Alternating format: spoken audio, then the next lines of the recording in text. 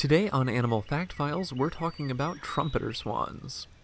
These swans get their common name from their trumpet-like voices. Here's an example of what they sound like. Trumpeter swans are closely related to hooper swans, and some scientists believe that these two birds should be classified as the same species. For the purposes of this episode, we'll be discussing them as separate species. In comparison to hooper swans, trumpeter swans almost never have a yellow spot on their bills, and their bills form more of a V shape on their foreheads. Trumpeter swans are considered to have one of the best conservation success stories. In the 1930s, these birds nearly went extinct.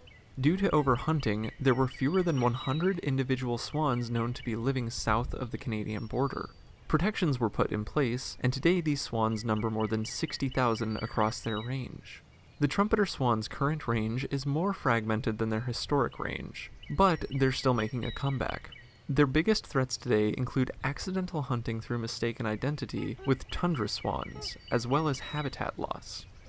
Trumpeter swans are endemic to North America, meaning they are both native to North America and only found in North America. Depending on the time of year, these swans inhabit marshes, ice-free rivers, forest lakes, brackish water estuaries, and more.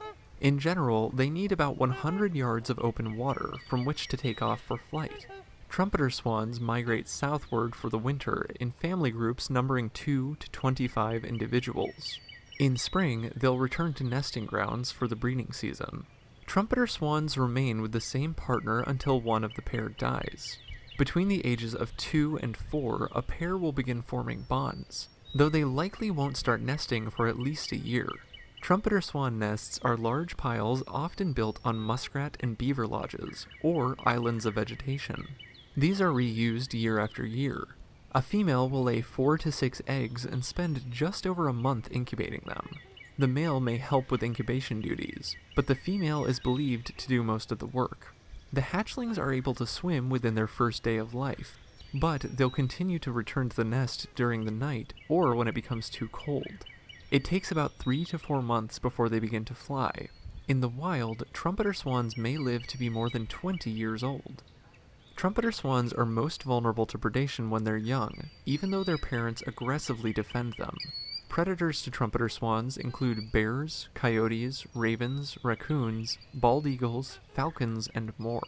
The swans themselves are mostly vegetarian. For their first few weeks of life, trumpeter swans may eat a good portion of aquatic insects and crustaceans, but within a few weeks, they are almost entirely eating a plant-based diet of aquatic vegetation. Trumpeter swans pull up plants from the bottom of shallow waterways, or dabble to reach deeper foliage.